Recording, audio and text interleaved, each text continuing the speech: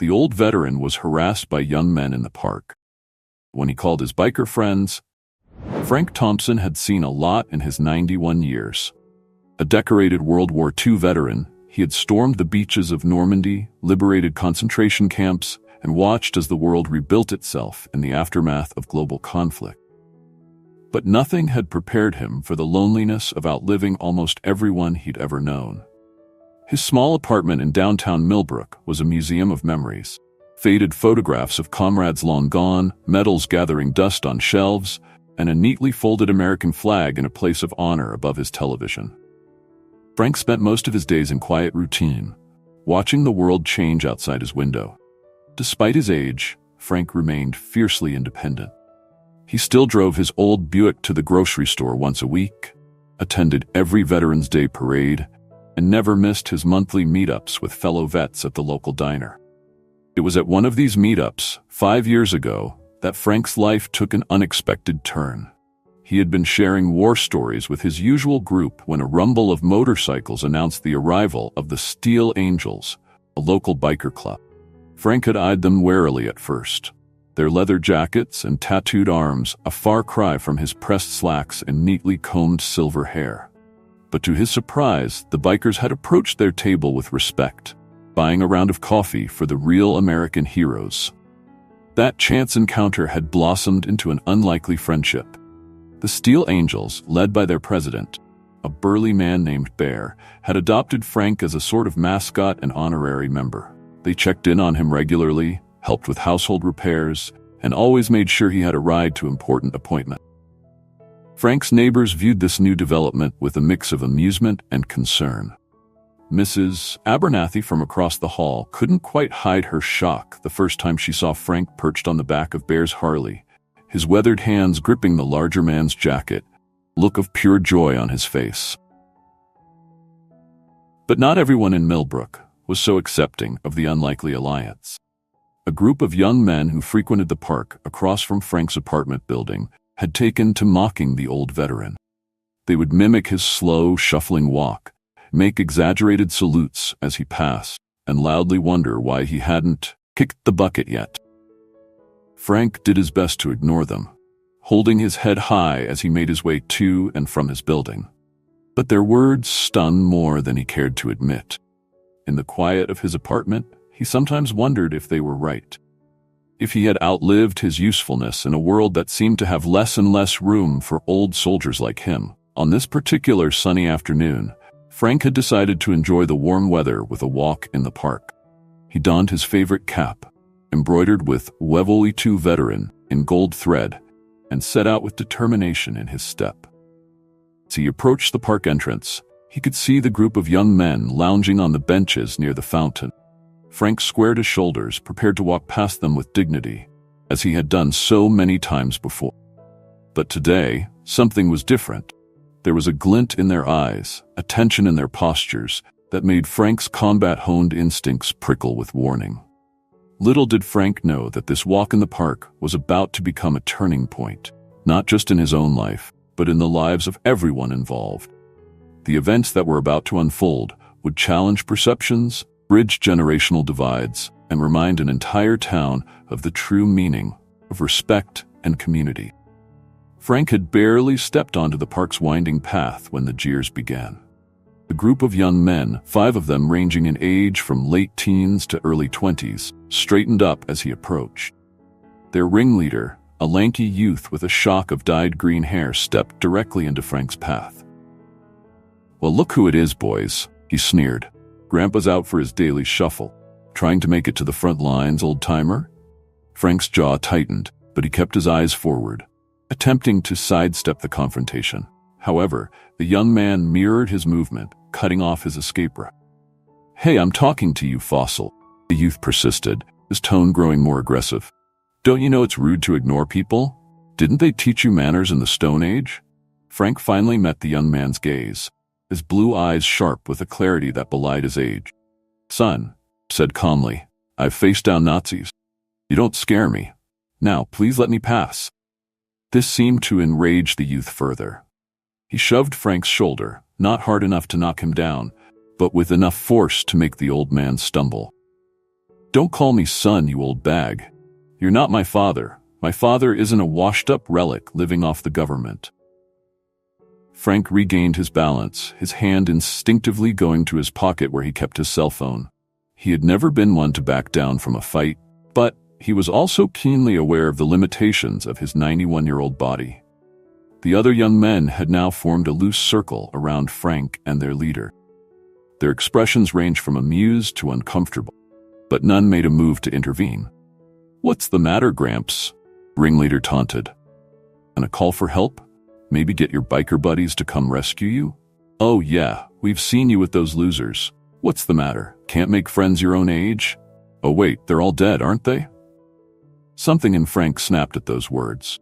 Not for himself, but for the memory of all the brave men he'd served with, the ones who never made it home to grow old. His hand closed around his phone, and with a speed that surprised even him, pulled it out and hit the speed dial. The young men laughed as Frank raised the phone to his ear, mocking him with exaggerated old man voices. But their laughter died down as they heard a gruff voice answer on the other end. "Bear? It's Frank," the old veteran said, his voice steady. "I'm at Jefferson Park. Seems some young fellas here need a lesson in respect. Mind swinging by?" The leader of the group snorted. "Ooh, we're so scared. Calling your boyfriend to come save you?" Frank ended the call and pocketed his phone, a small smile playing at the corners of his mouth. "Son, you're about to learn an important lesson about judging books by their covers." For the next few minutes, an uneasy tension fell over the group. The young men continued to taunt Frank, but there was a nervousness to their bravado now. Frank stood his ground, silent and dignified, his eyes occasionally flicking to the park entrance. Then, the distant rumble of motorcycles broke the afternoon quiet. The sound grew louder, echoing off the buildings surrounding the park, until it was a thunderous roar. Around the corner came a procession of gleaming machines, their riders clad in leather and denim. The Steel Angels had arrived. The bikers pulled up to the park entrance, cutting their engines in unison. The silence that followed was deafening. There, a mountain of a man with a salt and pepper beard, dismounted first. He strode into the park, his eyes locked on Frank and the group around him. "Everything all right here, Frank?" Bear's voice was calm, but there was an undercurrent of threat that made the young men shift uneasily. Frank nodded. "Just a small misunderstanding about respect, Bear. Nothing we can't sort out civilly." By now, the rest of the Steel Angels had entered the park, forming a loose semicircle behind their leader. There were men and women of all ages, some sporting graying hair and wrinkles of their own. All wore patches on their jackets declaring their status as veterans of various conflicts. The ringleader of the young group, his earlier bravado evaporating, took a step back. "Look, man, we were just joking around. No harm done, right?" Bear's eyes narrowed. "Joking around? With a man who risked his life so you could have the freedom to be an idiot in a public park? That kind of joking around?" The other bikers murmured in agreement, their disapproval palpable. The young men looked increasingly uncomfortable, some casting glances towards the park exit. Frank, seeing the fear in their eyes, felt a twinge of sympathy. He had seen that look before, on the faces of young German soldiers realizing they were on the wrong side of history. He placed a hand on Bear's arm. "These boys made a mistake," Frank said quietly, "but it's not too late for them to learn from it." Bear looked at Frank, then back at the group of now sheepish young men. His stern expression softened slightly. "All right, Frank, what do you suggest?" Frank turned to address the youths, his voice firm but not unkind. "You boys think you're tough? Let me tell you about tough. Let me tell you about men your age, storming beaches under heavy fire, about liberating camps where humanity had been stripped away. Let me tell you about sacrifice and brotherhood." As Frank began to speak, sharing stories he had kept locked away for decades, a hush fell over the park. The young men, the bikers, and even passers-by stopped to listen. In that moment, generations collided and connected, brought together by the words of a 91-year-old veteran who had seen the worst of humanity and still believed in its potential for good. As Frank's words washed over the gathered crowd, a transformation began to take place. The young men who had moments ago been taunting him now stood transfixed, their earlier bravado replaced by a mix of shame and awe. The ringleader, his green hair no longer seeming like a defiant statement, but rather a childish affectation, couldn't meet Frank's eyes. Frank spoke of the friends he'd lost, the horrors he'd witnessed, and of the courage he'd seen in young men not much older than those standing before him now. But he also spoke of hope, of the kindness he'd encountered in the midst of war, and of the world they had fought to create. As he talked, Bear noticed something remarkable happening. The Steel Angels, hardened bikers who had seen their share of combat in more recent conflicts, were nodding in solemn agreement. Some had tears in their eyes, recognizing their own experiences in Frank's words. But more surprising were the reactions of the young men. Their postures had changed, defiance giving way to attentiveness. They were listening, really listening, perhaps for the first time. When Frank finally fell silent, Park was quiet for a long moment. Then, to everyone's surprise, the green-haired youth stepped forward. His voice was hesitant, all traces of mockery gone. "Sir," said, we didn't know. I'm sorry. We're sorry." Frank looked at the young man, seeing not an enemy now, but a reflection of the scared, naive boys he'd served with so long ago. "What's your name, son?" he asked gently. "Tyler," the youth replied. Frank nodded. "Tyler, apology accepted, but I want you to understand something. This isn't just about me. It's about respect for everyone who's sacrificed for the freedoms you enjoy. It's about understanding that every person, no matter their age, has value and a story to tell." Tyler nodded, his eyes glistening with unshed tears. "I understand, sir. I want to learn more. Maybe I could visit you sometime, hear more of your stories." The offer, so unexpected, brought a smile to Frank's weathered face. "I'd like that, Tyler, and bring your friends. I think we all have a lot to learn from each other."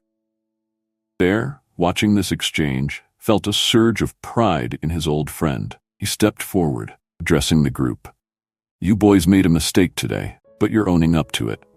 That takes courage. How about this? Next month, the Steel Angels are doing our annual ride for veterans charities. Why don't you join us? Not on bikes, mind you, but maybe help out at one of the stops? See firsthand what our veterans have given for this country." The young men, including Tyler, nodded eagerly, grateful for the chance at redemption. As the crowd began to disperse, Frank found himself surrounded by his biker friends, each wanting to shake his hand or pat him on the back. But it was Mrs. Abernathy, who had been watching from a nearby bench, who summed it up best. She approached Frank, her eyes shining with admiration.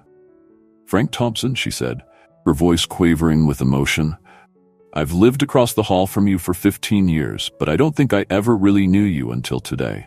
What you did here, it was beautiful. You didn't just change those boys' minds. You changed all of us." Frank felt a warmth spread through his chest, a feeling he hadn't experienced in years. He realized that in standing up for himself, in sharing his story, he had rediscovered his purpose. He wasn't a relic of the past, but a living link to history, wisdom and experiences that could shape the future. As Bear helped Frank onto his motorcycle for the ride home, the old veteran looked back at the park. Tyler and his friends were still there, talking animatedly with some of the younger Steel Angels. The sight filled Frank with hope. "You know, Bear," Frank said as they pulled away, "I think this old soldier might have one more mission left in him after all." Bear's laugh rumbled like the engine beneath them. "I'd say you're just getting started, old-timer. Just getting started." As they rode off, Frank felt more alive than he had in years. He had faced down bullies and Nazis, but today's victory was something different. Today, he had bridged a gap between generations, turned enemies into friends, and reminded an entire community of the power of respect, understanding, and shared story. The revelation was clear. Frank's value didn't lie in his past heroics, but in his ability to connect the past to the present, to teach new generations the lessons he had learned at such a high cost. And as the wind whipped past him, Frank Thompson, 91-year-old veteran and unlikely biker, smiled at the road ahead. In the days following the incident in the park, Frank found himself at a crossroads. The encounter had awakened something in him, a sense of purpose he thought he'd lost long ago. As he sat in his apartment, surrounded by the mementos of his past, he realized he had a decision to make. Would he retreat back into his quiet routine, or would he embrace this new chapter of his life? After much reflection, Frank made his choice. He decided to fully embrace his role as a living historian, a bridge between the past and the present. He would share his stories, not just with Tyler and his friends, but with anyone willing to listen.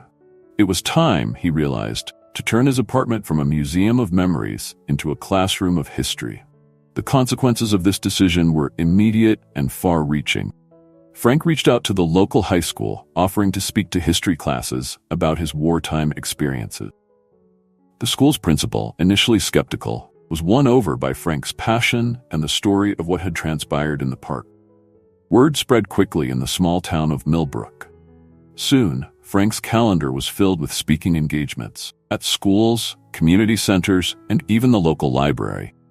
Each time he spoke, he saw the same transformation he had witnessed in Tyler and his friends. Young faces, initially bored or skeptical, would become enraptured as Frank brought history to life before their eyes. But it wasn't just the younger generation that was impacted by Frank's decision. His fellow veterans, many of whom had retreated into silence about their own experiences, found inspiration in Frank's openness. The monthly veterans meetups at the diner became livelier, with more veterans choosing to share their own stories. The Steel Angels, proud of their honorary member, began incorporating Frank's talks into their charity rides. At each stop, Frank would share a piece of history, connecting the bikers' mission of supporting veterans to the larger tapestry of American military history. Tyler and his friends, true to their word, became regular visitors to Frank's apartment. What started as an obligation born of guilt transformed into genuine interest and then into real friendship. The young men helped Frank organize his photographs and medals, in the process learning the stories behind each one. Frank, in turn, took an interest in their lives, offering advice and perspective that bridged the generational divide. One afternoon, as Tyler was helping Frank set up a new computer, a gift from the Steel Angels to help him connect with schools across the country, the young man paused, expression serious. "Mr. Thompson," he said, "I want you to know what you did that day in the park. It didn't just change how I think about veterans or history. It changed how I think about everything. I've decided to enlist after graduation. I want to serve, like you did." Frank was momentarily speechless, touched by the profound impact he'd had on Tyler's life. "That's a big decision, son," he said finally. "Are you sure?" Tyler nodded firmly. "I am, and it's because of you. You showed me what real courage and sacrifice look like. I want to be part of that." This conversation was just one of many consequences of Frank's decision to share his experiences. As his story spread, it sparked a renewed interest in veteran affairs throughout Millbrook and beyond. The local government, inspired by Frank's talks, initiated a program to improve services for veterans in the area. They consulted with Frank and other veterans to ensure the program addressed real needs. The Steel Angels were instrumental in this effort, using their network to connect veterans with resources and support. Frank's impact extended beyond Millbrook as well. A video of one of his talks, recorded by a student and posted online, went viral. Suddenly, Frank was fielding interview requests from national news outlets. He appeared on morning shows and gave interviews to newspapers, always redirecting the attention to the importance of honoring veterans and bridging generational gaps. This newfound fame brought its own set of challenges. Frank found his quiet life disrupted by the constant attention. Some days he felt overwhelmed by the demands on his time and energy. But every time he considered stepping back, he would remember the look in Tyler's eyes or receive a letter from a student whose life had been changed by his words. And he would find the strength to continue. The Steel Angels, ever protective of their friend, took on the role of Frank's unofficial management team. They screened interview requests, coordinated his travel, and ensured he had time to rest between engagement. Bear, in particular, became a constant presence in Frank's life. Part bodyguard, part assistant, and always a loyal friend. As months passed, Frank's initiative began to inspire similar programs across the country.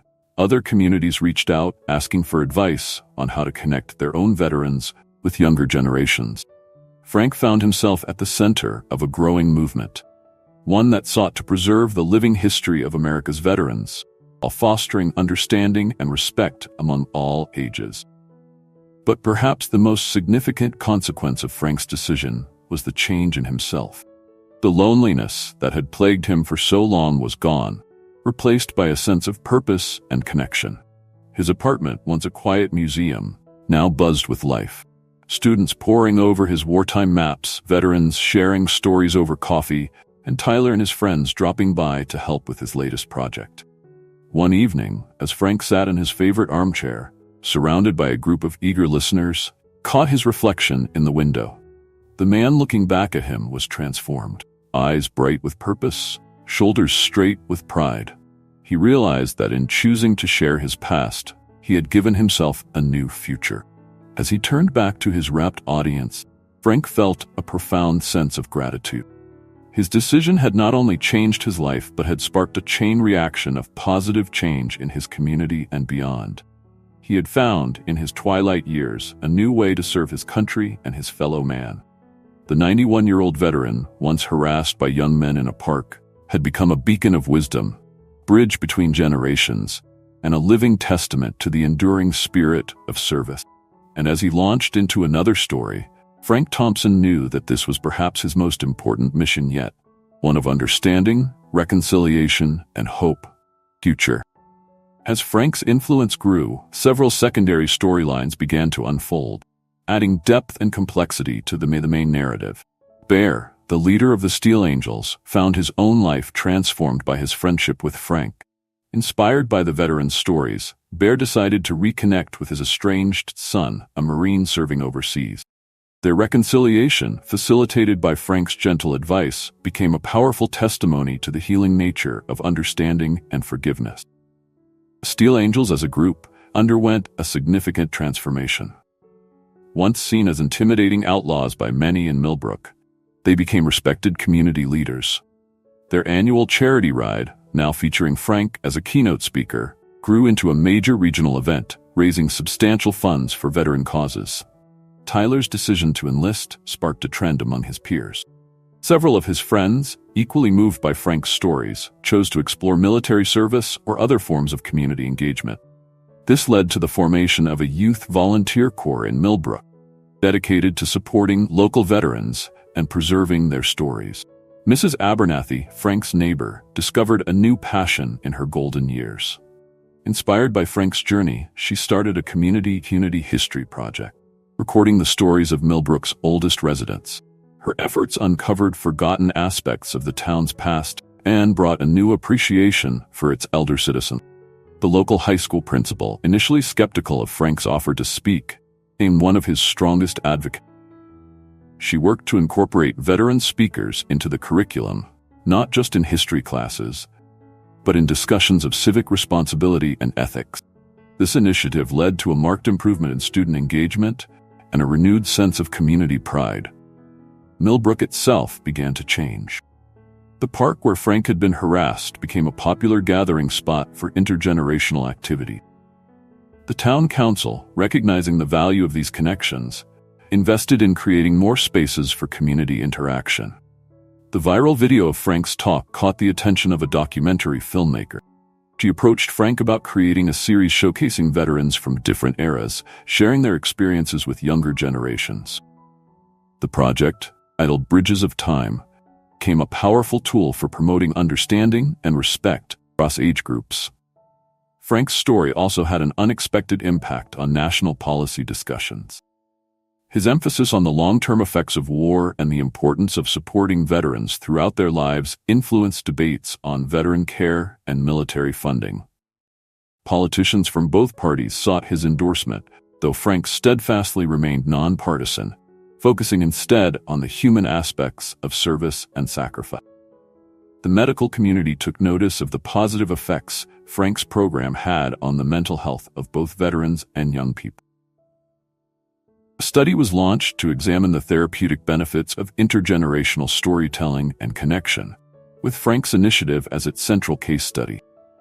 In Millbrook's business community, a Hire a Vet program took root, inspired by Frank's emphasis on the valuable skills veterans bring to civilian life. This led to a small economic boom as veteran-owned businesses flourished with community support.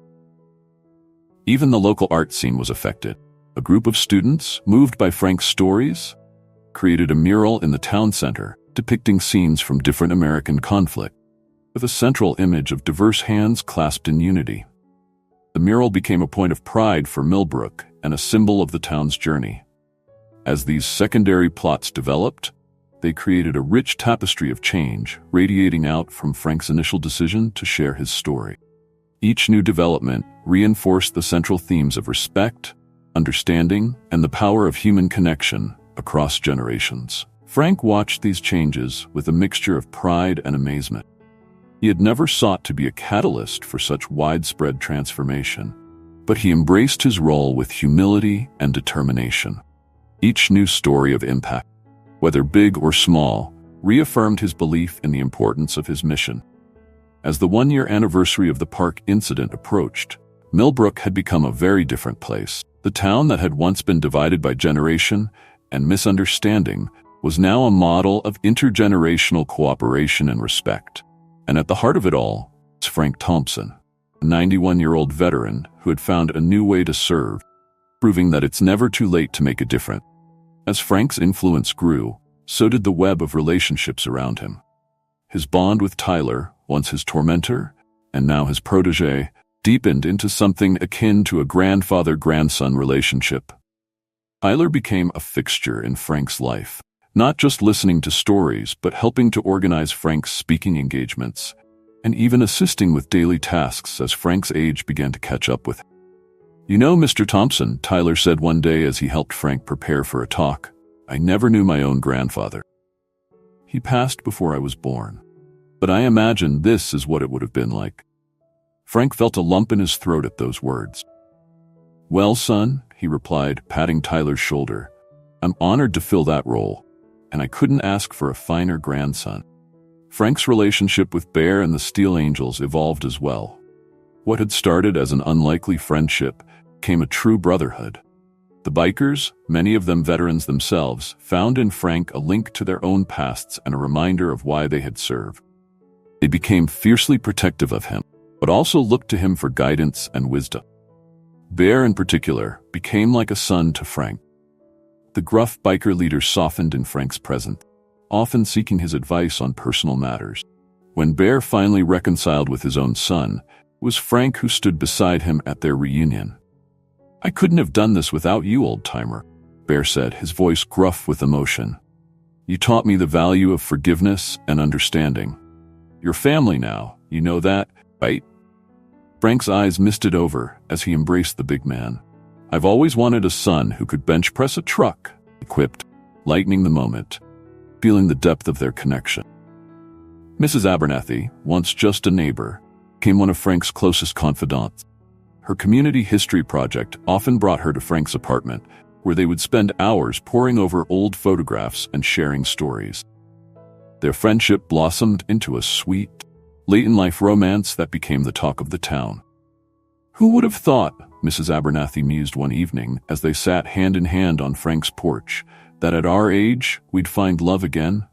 Frank squeezed her hand gently. "Life's full of surprises, my dear. I'm just grateful for this one." The relationship between Frank and the broader Millbrook community underwent its own transformation. Once seen as a relic of the past, Frank became a treasured elder, sought out for his wisdom and respected for his contributions. The townspeople rallied around him, ensuring he had everything he needed and including him in community events. Even Frank's relationship with his own past evolved.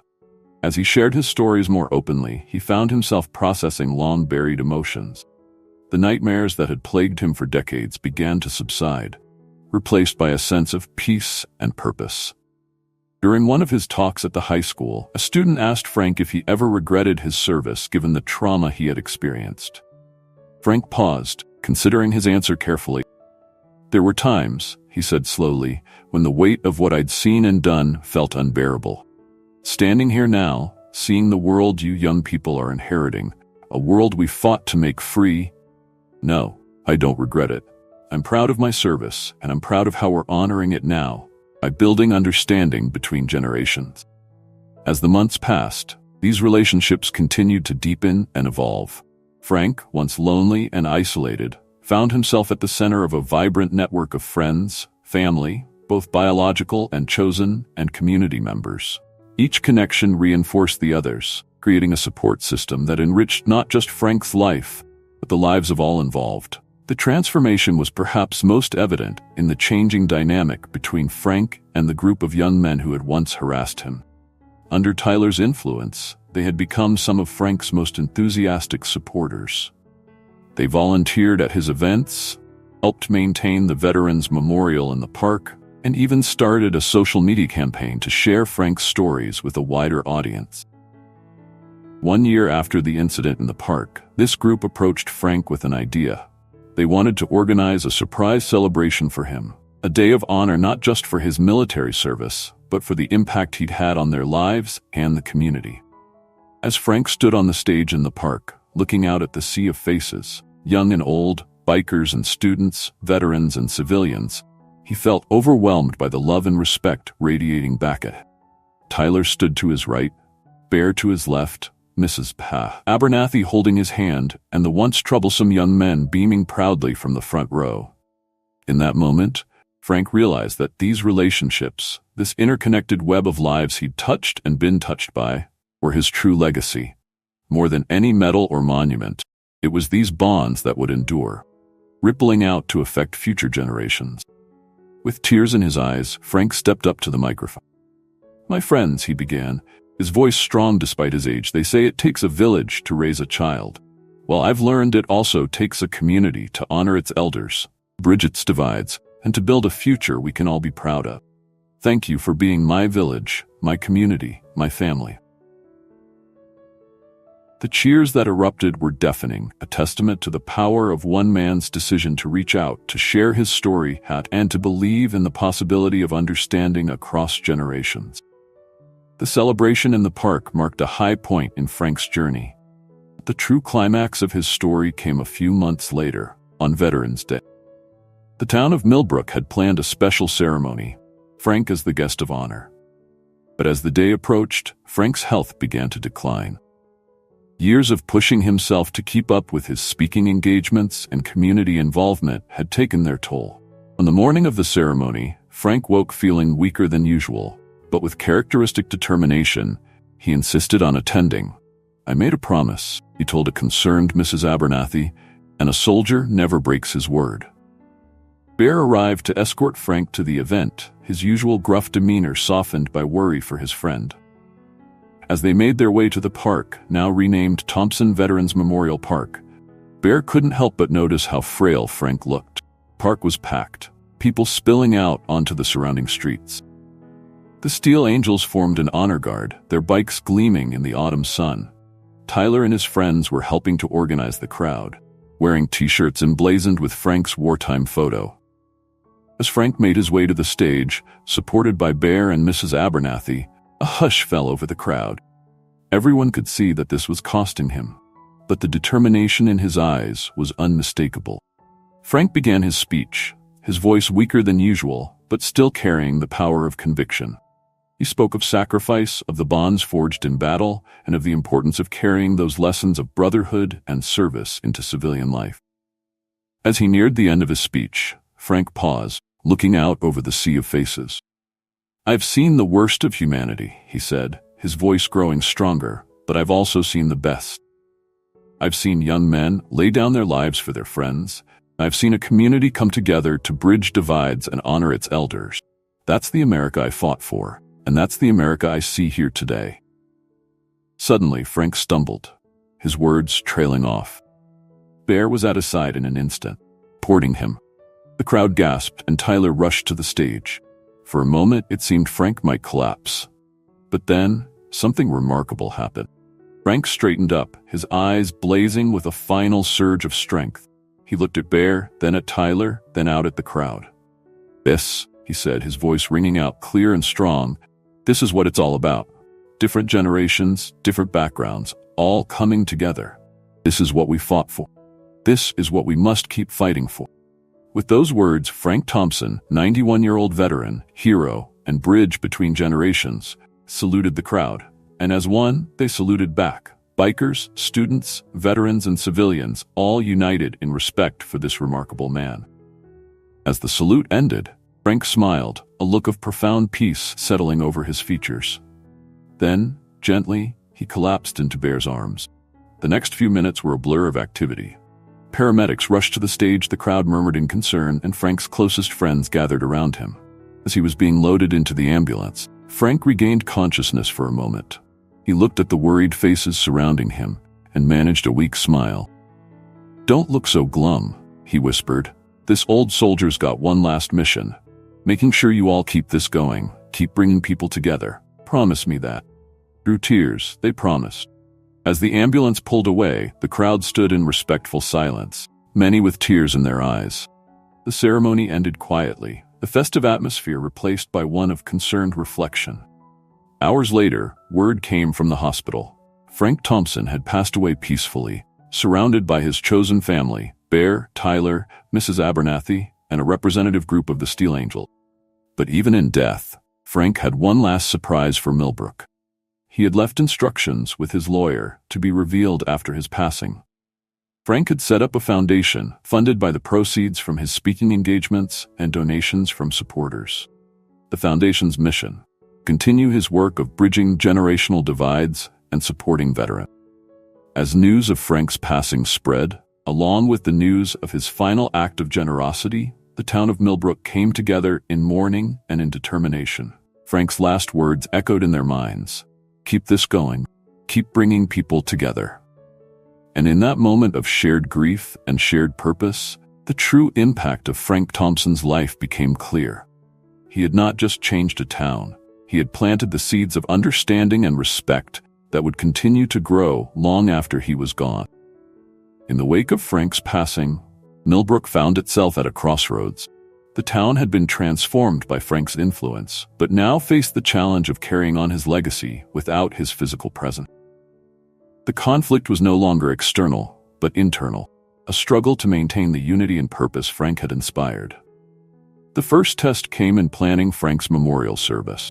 The Steel Angels wanted a grand motorcycle procession, while some of the more traditional town elders preferred a quiet, formal ceremony. Tyler and his friends pushed for an event that would attract national attention, arguing that it would help spread Frank's message further. Tensions rose as different factions argued their points. It seemed that without Frank's unifying presence, old divides were resurfacing. The situation came to a head at a town meeting a week after Frank's passing. As voices were raised and tempers flared, Mrs. Abernathy slowly made her way to the front of the room. Though still grieving, she carried herself with dignity. The room quieted as she began to speak. "I knew Frank better than most," she said, her voice quavering but determined. "And I can tell you, he would be disappointed to see us arguing like this." Frank's whole message was about coming together, about finding common ground. So let's honor him by doing just that. Her words struck a chord. Bear, who had been arguing forcefully for the motorcycle procession, was the first to respond. "The lady's right," he said gruffly. "We're dishonoring Frank's memory with this bickering. Let's figure this out together, like he would have wanted." Over the next few hours, a compromise began to take shape. A memorial service would indeed feature a motorcycle procession, but it would be followed by a formal ceremony at the park. Tyler and his friends would be involved in organizing a series of community service events in Frank's honor, ensuring his message of active citizenship lived on.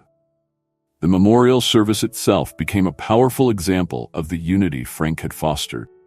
Bikers rode alongside military vehicles, their rumbling engines a somber tribute. Veterans of different eras marched together. Young scouts handed out programs, and the crowd that lined the streets represented every facet of the community. At the park, speakers from all walks of life shared how Frank had impacted them. Tyler spoke of how Frank had changed him from a troubled teen into a young man with purpose. Bear told of how Frank had helped him reconnect with his son. A school teacher shared how Frank's visits had transformed her students' understanding of history and civic duty. But it was the final speaker who truly captured the essence of Frank's legacy. Amy Chen, a high school junior, had never met Frank personally, but had been inspired by his story. Frank Thompson showed us that it's never too late to make a difference, she said. He proved that the greatest generation isn't just a thing of the past. It's something we can all aspire to be, no matter our age. In his memory, I'm announcing the formation of a new club at our school, the Bridge Builders. We'll work to connect students with veterans, to learn from their experiences, and to support them in return. The announcement was met with enthusiastic applause. It was a tangible continuation of Frank's work, proof that his impact would live on through the actions of the next generation.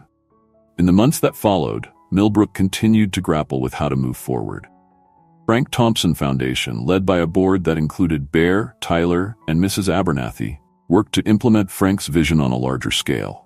They faced challenges: bureaucratic hurdles, funding issues, and occasional resistance from those who feared change. One significant conflict arose when the foundation proposed turning Frank's apartment into a living history museum. Some argued it would commercialize his memory, while others saw it as a valuable educational resource. The debate raged for weeks, with valid points on both sides. The resolution came from an unexpected source. Tyler, who had been quietly working on a project of his own, presented a virtual reality experience he had developed.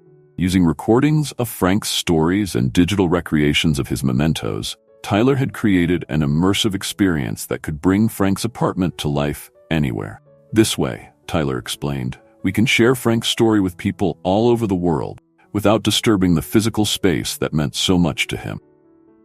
Compromise was accepted enthusiastically.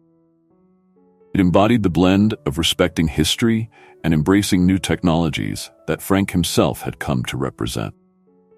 As the one-year anniversary of Frank's passing approached, Millbrook had largely succeeded in maintaining the spirit of unity he had inspired.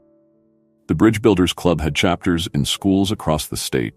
The Steel Angels had expanded their charity work, partnering with veteran organizations nationwide. The town's intergenerational programs were being studied as a model by communities across the country. But perhaps the most powerful testament to conflict resolution came from an unexpected source. The young men who had once harassed Frank, led by Tyler, approached the foundation with an idea. They wanted to create a scholarship in Frank's name, be awarded to students who demonstrated a commitment to community service and intergenerational understanding. We want to turn our biggest mistake into something positive, Tyler explained, to show that people can change and learn, just like Frank taught us. As the foundation board listened to their proposal, Mrs. Abernathy smiled tearfully. Frank once told me, she said, that the true measure of his life wouldn't be in the battles he fought in the war, but in the bridges he built after it. Looking at all of you, I'd say he succeeded beyond his wildest dreams. The scholarship was approved unanimously. It stood as a powerful symbol of transformation, conflict giving way to understanding, of youthful ignorance blossoming into wisdom. As news of the scholarship spread, it seemed to reignite the town's commitment to Frank's ideals. People who had begun to drift apart came together again, inspired by this tangible reminder of how far they had come. Millbrook's journey was far from over. There would be more conflicts to resolve, more bridges to build. But with each challenge, the town found itself better equipped to handle it, always guided by the question, what would Frank do? In the end, the greatest resolution to the conflicts Frank had faced in life came through the actions of those he left behind. Every connection forged, every divide bridged, every young mind open to the value of history and service. These were the true resolutions, living testaments to the power of one man's decision to reach out and make a difference. The establishment of the Frank Thompson Scholarship marked a turning point for Millbrook and for all those who had been touched by Frank's life. It represented not just a continuation of his legacy, but an evolution of it. The town was no longer simply preserving Frank's memory. It was actively building on the foundation he had laid. This shift became apparent in numerous ways. Annual Veterans Day ceremony, once a somber affair, transformed into a vibrant celebration of service and community. Veterans from recent conflicts were honored alongside those from earlier eras, with a special emphasis on connecting them with younger generations. The Steel Angels, inspired by their experience with Frank, expanded their outreach. They established a mentorship program, pairing veteran bikers with at-risk youth. The sight of tough-looking bikers tutoring kids in the library or teaching them basic motorcycle maintenance became a common and heartwarming sight in Millbrook. Tyler, now in college studying history and veterans affairs, became a driving force in expanding the Bridge Builders program. What had started as a high school club grew into a national organization, with chapters in schools and communities across the country. Tyler often found himself speaking at conferences, sharing the story of how a 91-year-old veteran had changed his life and, by extension, the lives of countless others. Mrs. Abernathy, channeling Frank's spirit of continuous growth, started a senior volunteer corps. Retirees in Millbrook found new purpose by offering their skills and wisdom to various community projects. The generational divide that Frank had worked so hard to bridge continued to narrow as seniors and youth worked side by side on everything from community gardens to technology workshops. Perhaps the most significant change came in how Millbrook approached its civic responsibilities. Town meetings, once sparsely attended, became lively forums for community engagement. Citizens of all ages and backgrounds came together to discuss issues and propose solutions, always with an eye towards honoring Frank's legacy of respect, service, and understanding. The Frank Thompson Foundation, under the guidance of Bear, Tyler, and Mrs. Abernathy, became a powerful force for positive change. They used the virtual reality experience Tyler had created to bring Frank's story to schools and community centers across the nation. The foundation also established a grant program to help other towns implement intergenerational programs similar to those that had transformed Millbrook. 5 years after Frank's passing, Millbrook had become a model community, studied by sociologists and civic leaders for its successful integration of diverse age groups and backgrounds. The town's approach to veterans affairs, community service, and civic engagement was being replicated in communities across the country. As Millbrook thrived, those closest to Frank found themselves reflecting on their own journeys and the profound impact one man had made on their lives. Bear, once seen as an intimidating biker, had become a respected community leader. He still led the Steel Angels, but their reputation had transformed entirely. Now, when people saw a group of bikers roaring into town, they knew it meant a community project was about to get a boost of muscle and heart. "You know," Bear confided to Mrs. Abernathy during one of their regular coffee meetups, "there are days I hardly recognize myself. Frank? He saw something in me I didn't even know was there. He taught me that true strength isn't about intimidation, it's about lifting others up." Mrs. Abernathy nodded, understanding all too well the transformative effect Frank had had. She had gone from a quietly retired widow to a vibrant community organizer. Her senior volunteer corps had become a vital part of Millbrook's social fabric. Frank had a way of bringing out the best in people, her eyes misting with memories. He made us see the potential in ourselves and in each other. I think that was his real gift to us. Tyler, now a young man with a bright future ahead of him, perhaps embodied Frank's legacy most visibly. From a troublemaker on the verge of dropping out, he had become a scholar and a leader. As he prepared to graduate college, he reflected on the journey that had brought him to this point. "I owe everything to Mr. Thompson," he told a reporter doing a story on the Bridge Builders program. "He didn't just change my life, he showed me how to change others' lives.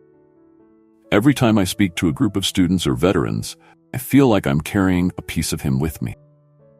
Even those who had never met Frank personally felt his influence.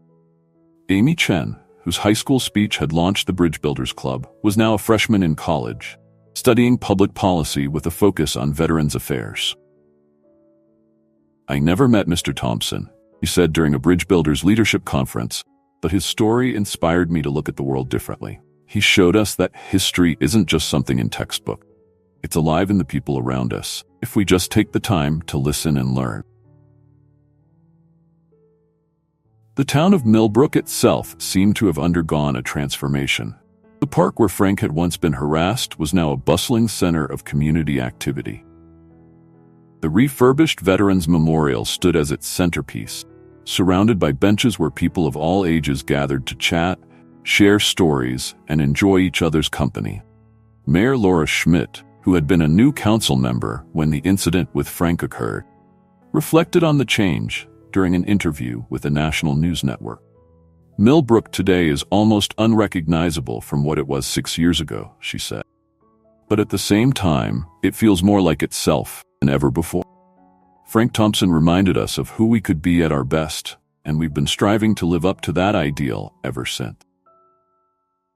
As the ripples of Frank's influence spread farther and touched more lives, those who had known him best found comfort and pride in seeing his legacy continue to grow.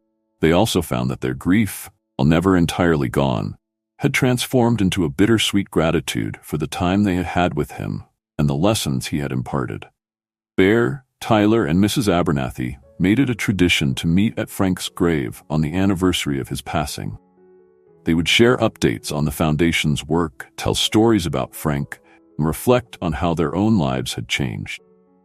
During one such visit, as they stood before the simple headstone that bore Frank's name and the inscription, "Soldier, Friend, Bridge Builder," Tyler voiced a thought that had been growing in his mind. "You know," he said softly, "I used to think Mr. Thompson's greatest achievement was his service in the war. Then I thought it was how he brought our town together. But now I think his real legacy is even bigger than that. He taught us that it's never too late to make a difference, that every interaction is a chance to build understanding. In a way, he's still building bridges through all of us." Bear and Mrs. Abernathy nodded in agreement, each feeling the truth of Tyler's words. As they stood there, a gentle breeze rustled the leaves of the old oak tree shading the grave, almost like a whisper of approval from Frank himself. As the sun began to set on another day in Millbrook, the town buzzed with the energy of a community united in purpose. Park was filled with people of all ages, veterans sharing stories with eager young listeners, bikers helping kids with their homework, seniors and teens working together on a community art project. In the center of it all stood the Frank Thompson Memorial, no longer just a monument to a war-long past, but a symbol of ongoing connection and growth. The interactive displays Tyler had designed brought Frank's stories to life for new generations, while the surrounding area had become a place for creating new stories of understanding and cooperation. Mayor Schmidt, watching the scene from a nearby bench, smiled to herself.